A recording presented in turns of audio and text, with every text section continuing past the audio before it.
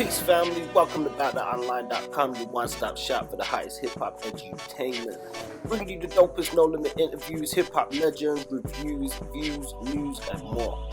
So if you haven't already, don't forget to like, share, subscribe, and hit that notification bell to be updated on new drops and content.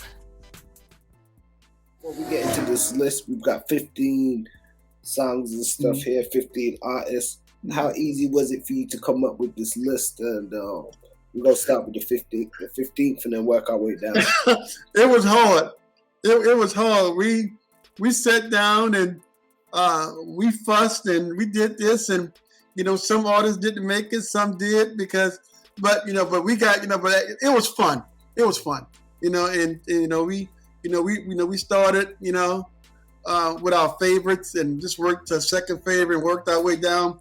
We wanted to stop at 10, but we couldn't. We had to add 5 more songs, because it was that strong, and they was like, oh man, we can't leave these artists out, we can't do this. So I said, okay, let's go 15, and that's what we came up with. Ricky B, y'all holla. What can you tell us about this one, though? Well, check out Ricky B, because if you can tell, he uses the New Orleans jazz sounds. He using drums and tubas and all that kind of stuff. He has a history, of being he was very, very popular. And this song came out, and it just took New Orleans by storm. Everybody plays this song in New Orleans. So Ricky B, he's definitely, you said, had a significant impact. Oh yeah. On the culture of the scene. Yeah, he's on the list twice, matter of fact. He's on this list twice. And like I said, he's still popular, New Orleans. Well, we're going to get to the next one on the list, and this is Kilo, and this song's called Who That Called the Police. The crazy thing about that one is, as you said, you hear a lot of this familiar sounds that we've heard, like the chants in some of the other songs. Like the, Who That Called the Police and stuff like that. We've heard some of that in No Limit references in some songs. Now, what we'll say is they probably haven't done the full song that way, but they've taken elements and stuff. And we definitely hear the Trigger Man, in this one, that's like a signature sound for right. And that was produced by Manny Fresh. That's a Manny Fresh beat before he joined Cash Money. Okay. So, what else can you tell us about Kilo and this song? I asked some friends about Kilo. Nobody knows where, he's around, but he, when they do shows and stuff, I don't think he shows up for shows or do shows or anything. But I talked to a few people. I try to reach out to Manny Fresh, but I just didn't get in touch with him. But it's not too much, not too much. He's from New Orleans, and this song was a long, long time ago, and we don't know what he's doing right now. So if anybody know where Kilo is, please let us know, because we're interested. Yeah, no doubt. And he fought in on the big Swoll underground, old school New Orleans hip hop classic list. So he made the list, and that moves us on to number 13, which is DJ Jubilee. Jubilee. So okay, there you go. I was feeling that Eddie Bauer. I might have to incorporate that into some of the dance moves next time I step out on the floor. That's Jubilee. Jubilee is a god in New Orleans, especially New Orleans bounce music. He's still DJing, and I'm still doing. Jubilee is still doing block parties. Okay. And like I told you, he's still kicking. He went to Grambling State University. That's why you're seeing him so much. And he's a school teacher at West Jefferson High School, which is my alma mater school. He teaches over at West Jefferson High School. So he teaches, and he also does a lot of great things for the community. He does a lot of coaching at playgrounds. He's a football coach. He's very, very active. And matter of fact, he's sent quite a few kids to Division I college football teams from his playground program. Okay, yeah, that's pretty dope of him and stuff. Yeah. And that song, man, that was definitely hitting hard. What year did that come out? Ooh, I don't know. I gotta look that one up on you. That had to be at doing. I think this came out doing. I won't say Cash Money, No Limit wasn't exist. There was an existing when this song came out. But when the song came out, it just took the city of New Orleans by storm. And I do think Cash Money and No Limit was already, established, but this song here the song was so good he got a major contract with Jive Records. That's how good it was. Okay, dope. So next up on the list, we have Warren Mays with Get It Girl. So we've definitely heard a lot of references to Warren Mays from other people in their music and stuff as well. Mm-hmm. Warren Mays, Get It Girl. What can you tell us about this one? Warren Mays was killed. They said July the 31st, 1999. He was shot. And he was, one of the pioneers of New Orleans hip hop sound, and he has a very strong connection to No Limit because him and me X have a son together. Yeah. Oh, yeah, I think she said that in a Neutral Ground interview. Mm-hmm. Yeah. So, rest in peace. He was shot, and but it seems like it's a normal thing these days. Okay, so speaking of connection to No Limit, the next artist that you've got on the list is one that's also known for his connection to No Limit. However, this was a song that was released prior to his No Limit stint. Yes. So coming up at number 11. Yeah, way in Big Boy record days. Yeah. The man Mystikal, the man right here. Mm-hmm. And this is his song, Y'all Get Ready. So, or Y'all Ain't Ready, I should say. Y'all Ain't Ready. I'm confusing it with his album, Let's Get Ready. But here we go. Let's check this one out. Okay, there we go. Mystikal definitely bringing that rowdy flavor, that edge that we know him for. That song made him famous. Smooth. He kind of kicking like a, more melodic kind of flow with it. Right. But that song brought him on Soul Train. And that's the song that made him famous. It brought him on Soul Train. Yeah, and, so, speaking of Mystikal, obviously he making the list. He one of, the No Limit guys, probably know for the No Limit times and stuff. So was he one of your favorite members of the Tech? Yeah, he's afraid because, just my opinion, and some might have their own opinion, I think he was the best rapper on the Tank.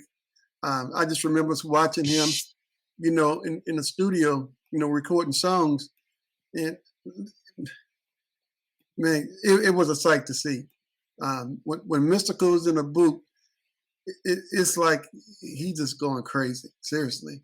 And it was a joy to watch him do some of his great songs at No Limit, like them, especially the songs with, him and Magic, and stuff like that. I mean, the Broncos, he was before, or doing the same time as No Limit Cash Money came out, but he was so hot. He was different, and people Mystical Magic, I guess it's just one of those hypothetical questions, but a Mystical and Magic album, I think would have been dope. Oh, Mystikal and Magic got the best song ever at No Limit, and I cannot think of the name of it, but him and Magic did a song together, and I don't understand why that song didn't go major. It was so hot. I can't think of it right now, but him and Magic were good. He stole a show from Silk. When they did it. When I still remember when we was in the studio and he was recording his verse for Make Him Say and when he said I'm gonna shit on his tank, I just looked around the room like this motherfucker about to start some trouble in this bitch today. But it was funny though. Yeah, no, definitely peace to Mystikal, man, and the soldiers and stuff. They currently are doing their thing on tour, lighting it up around the US. But back to this list for number 10, we've actually got the first woman entry to the list, and we know New Orleans has definitely birthed a lot of gangster rapper female MCs, from the Magnolia Shorties to the Miss T's to the what's her name? The Kitty Black. You got quite a few different near exes, of course, so myself, I'm not familiar with Lady Red. This sounds called Smoking That Weed, so we'll check a little bit of it out, and then you can give us a bit of the inside baseball. Okay, so there we go. A little something from Lady Red, Smoking That Weed, Smoking That Fire. She cutting up. I can always appreciate a good weed song. And this song came out in 1996, and she was already talking about it. Yep. And she's still around.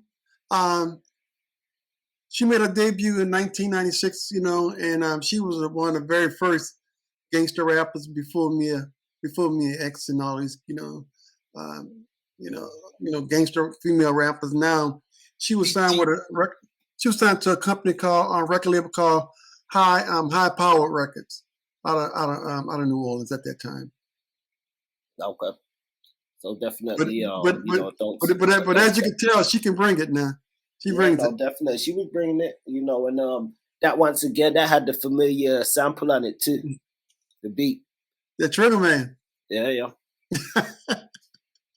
So it was at that time. Was it like, if that sound was on anything, it was like it couldn't lose? Is that how it was? Pretty much. It was a hit. I mean, if you use a New Orleans artist, it had Trigger Man in it. And as you can tell, Trigger Man is everywhere in New Orleans. Yep. So moving down to number 9, we have MC Tucker and DJ the real motherfucker. Where they at? And DJ Irv. And then we hear the artists weren't scared to get political at the same time. A strong F. David Duke being thrown down. Definitely a banger right there. You can see that was one. We cut that at 1 minute in, and that was probably like going on for about 4 minutes or something. You know how the flavor gonna be. That was our battle rap song to the KKK. For those who don't know, David Duke is the Grand Wizard of the Ku Klux Klans, and he was the leader of the Ku Klux Klans. And my boy just sent him a message: "Fuck David Duke," Yeah, definitely a strong message being sent, but still on a such a party rhythmical track. Mm-hmm. If you're in a club or wherever you at and you hear that, you can't help but bounce. That's why I see why they call that bounce music now. Yeah, if you don't dance, you're gonna dance when you hear this. When you hear that track, you're gonna dance. That's a problem. Yeah.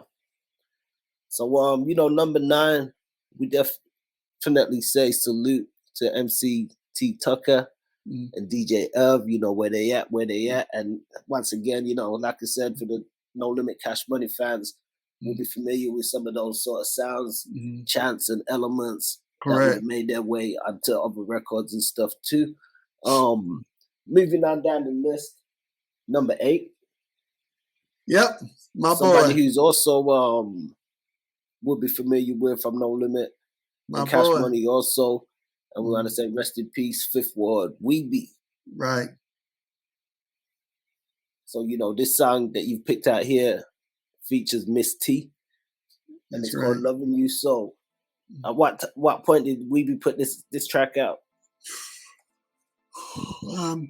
He put this track out way before he would No Limit or Cash Money. I know that. You gotta remember, I can't remember some of these dates. We don't even remember because it was such I'll say because the thing is, I remember like this kind of goes slightly off topic, but still speaking about Weeby. I remember when he signed with No Limit, right? And he was on the 504 Boys project, and I remember at the time, I was playing like some of that stuff to some people in the UK, and I wouldn't expect them to be that, versed in New Orleans music and culture and stuff. But they were saying, "Oh, who's this guy? Like he's trying to sound like Lil Wayne." And I was saying to him, he clearly an OG and an older dude, and his sound and his style would probably be a precursor to even like Lil Wayne and stuff, And so people were saying, he was trying to sound like Wayne and stuff, but I was like, nah, that didn't sound right, So you could clarify some of that there. Well, Fifth Ward Weeby, he has to. I'm gonna be honest with you, he has to. Besides Mystikal, Lil Wayne, and Master P, he has to be the most favorite DJ rapper in New Orleans by the people of New Orleans. He was awarded the best rapper, and that's because when everything Fifth Weebie put out, it was strong. He loved and he stayed with New Orleans Fountains. And we miss him. You and I talked about health a couple of times, and Fifth Week, he died of diabetes. And God rest his soul. I think a year before he died, I seen him at a parade, and I was riding my horses in the parade, and me and was talking, and he was just so funny, And no, he didn't steal Lil Wayne's style. He was before Lil Wayne. Yeah, I remember that joint he had. Let Me Find Out, man. And he got a whole bunch of bangers and stuff, but definitely Peace to Weebie and stuff. So let's check this one out. That's the cut. Yeah, I feel bad even having to cut some of those records, man, because you just want to let them play. But that's that the same stuff we was talking about. That's that fire right there, man. Yeah, hey, look, I love you, Fifth Weebie. I love you. And yeah, great guy. Number 7, man. Taking it to number 7, which represent in the mathematics. That's God right there. We're going at Partners in Crime. Yeah. PNC. 17 Ward. Pump 17 Ward hard here. This is definitely a classic. We've heard about this. Hey. So then we see that Pump Up the Party, PNC. Definitely shouts out to Kango Slim and Misdemeanor. Yes. What you think? 17 Ward hard heads. A lot of people don't know, but they were with Big Boy Records, and they had a major beef rivalry with Cash Money Records. I'm talking about deadly. I'm not bullshitting you. I'm talking about shootouts, fights. They were them, Partner in Crime and UNLV, from Cash Money Records were it was pretty deep. Yeah, no, some of it's definitely been documented, especially the Cash Money Big Boy beef, some of the stuff in UNLV and Mystikal, which leads into the next record, which you have number 6 is UNLV Drag Them in the River. Now a lot of people might be familiar with this. Let's check it out. Badass Yellow Boy. I mean, I could just let that one ride all day, because especially that's one of those types of songs where that's a killer song. It's just riding. You just let that play, and Yellow just riding all over it. So it's like Yellow. He hated Mystikal. Boy, he hated Mystikal. He hated Mystikal. He hated Partners in Crime. Rest in peace, Yellow. I'm gonna tell you something. He was bringing it. He was bringing it, and there's I don't want to say nothing about rest in peace. And it wouldn't be no Cash Money without no UNLV, and that's real talk. I'm talking real. There wouldn't be a Cash Money without UNLV. Definitely shouts out to Lil Ya and Tech as well. Definitely legends who put it down. I'm telling you, Mystikal. He came back with a response back from the river. Yeah, he came back with it, but you know what though? That's one of Mystikal's favorite songs. If you play that song around him, he get up and dance to it. He loves it. Yeah. Mm-hmm. Yeah, that's dope, man. I mean, back to the list, we got number 5, who's a repeat, a 2-timer. I guess makes him a 2-time Hall of Famer, and that's Ricky B. He was at number 15, and he's also at number 5. So right here we go, and this song's called "Shake It for Your Hood." Shake it for your hood. Let's check this. Okay. So there we go. Another hot banger. Definitely got that Creole soul food sound to it. New Orleans bounce classic. Ricky B. Shake It for Your Hood. What can you tell us about this one, man? Man, when that song came out, the city went crazy. It went crazy, especially he's in there talking about the different projects in New Orleans. If you heard, he was talking about the Magnolia, Iberville, Yeah. And man, when that song came out, man, it was, man, I won't think I was in college when that song came out. I'm gonna say, man, we played that song so much. I think I burnt the CD. Because back in the day you had the cassette players, and you got You had to go back and forth, you know. Man, I burnt that damn CD up listening to this one song. I love that song. As you can tell, me dancing, you know, when that song is played, if you're from New Orleans, everybody dance to it. Nah, that's real, man. So definitely number 5, he made it to the list twice again. Definitely. So that's double salute, Ricky B, which brings us on to number 4, which is Bust Down, and a song called Pop That Thing. Okay, so to get into this one. Okay, we're gonna cut that one there. Definitely got that classic hip hop feel, even shades of like a Run DMC type track, you know, heavy even with East Coast sort of sound. I love the album cover too, man. I think that's crazy. Yeah, but that song, man, you know, I mean, people are listening to this right now. Go get this song. I'm not bullshitting you. It came out in 1991 out his Dirty Bitch album, and came out in 1991. It was a hit. You know, we loved it. Yeah, we loved it. You know. Yeah, no, I believe you, man. It definitely got a classic sound and knock to it. You know, I mean, what can you tell us about Bust Down? Not too much. No.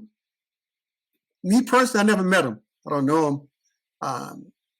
It's not too much. I know at one time he was doing some old, New Orleans, concerts, reunion concerts, but I've heard anything about him in years. Been a while. Okay. So moving on down the list, you know, we got a few more to wind down. We're at number 3, and this is representing for the West Bank, and this is MC Fick representing for Marrero. My hood, where I'm from. That's where I'm from. Okay. There we go. West Bank, man. Keep kicking them while you're tricking them. Big still sticking. Okay. MC Fick Marrero, 1991, New Orleans West Bank rap.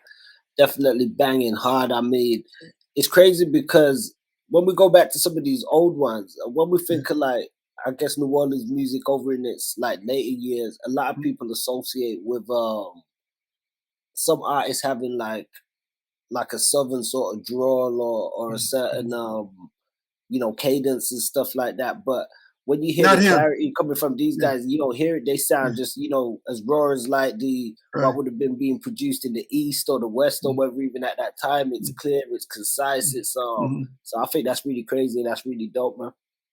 Well, MC Thick, like I said, I'm from Marrero, Louisiana, and he was the first big rapper, and he went major because I went to Marrero Middle School, so when we anytime this song plays, you're from the West Bank, this we pandemic go crazy. is crippling families. And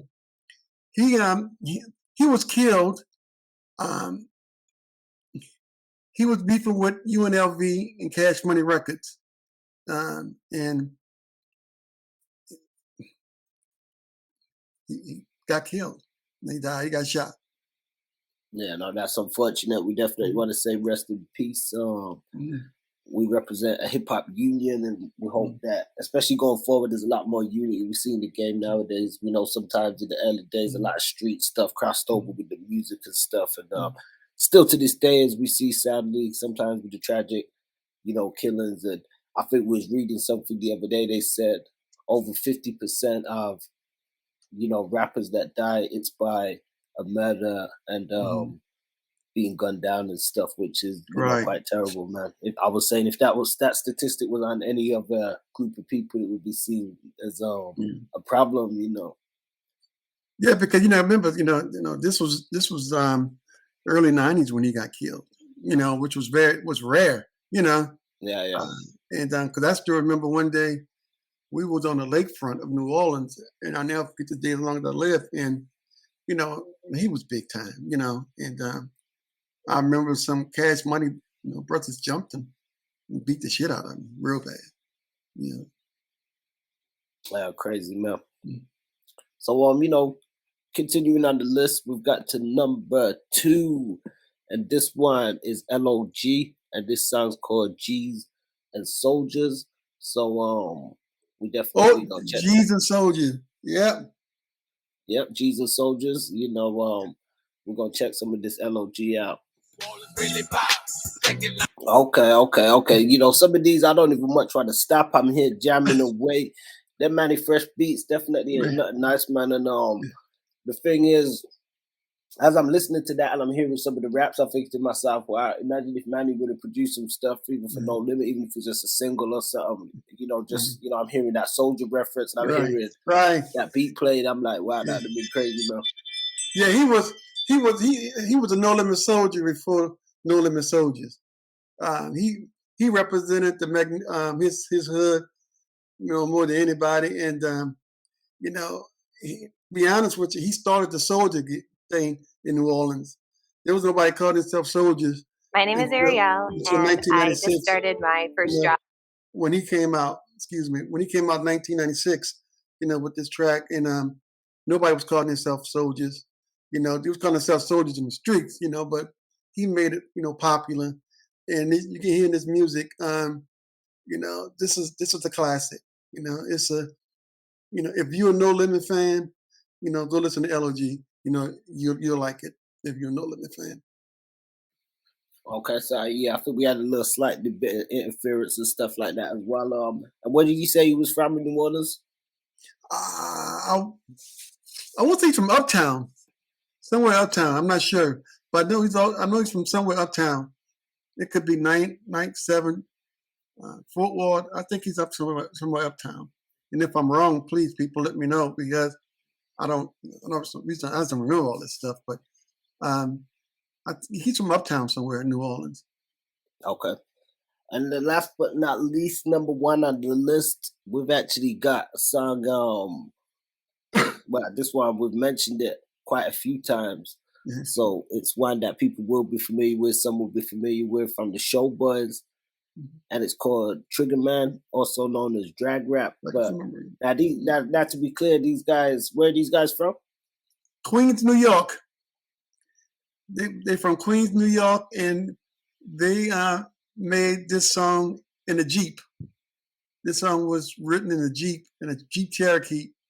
And now some might say, is that kind of cheating? We're not cheating us having them on the list with them not being from New Orleans, or do you feel that the imprint of this song is so staple to a lot of the music that it puts them on the list? It made New Orleans music. You know, it's the cornerstone of New Orleans hip hop. You know, you listen to all this hip hop music, you're gonna hear their samples. You're gonna hear them sampling the song. No, you know, they're not from New Orleans, but they very influenced the New Orleans scene. And, you know, down here, they're like gods, you know, and these guys are just, you know, even though they're from Queens, New York, but everybody know rappers started in New York anyway. Am I right or am I wrong? There's no secret, you know, yeah. But they, you know, their music came all the way down to New Orleans and, you know, was the cornerstone of bounce New Orleans music. Yeah. I think this, you know, so we're gonna check this one out, you know, from the show Buzz. And then we have it from the show Boys. Trigger Man, drag rap. I'm gonna tell you a little story, like, you know, I'm gonna show you a bit of a geek I was, like back in the days when you used to buy the cassettes and the CDs and you would pop open the booklets and some songs and it would give you the production credits. Now I did notice on some of the songs then it would say on some of the songs, you know, the Trigger Boys, drag rap, or it would say Trigger Man, you know, show Boys. It would say they had a sample from that track.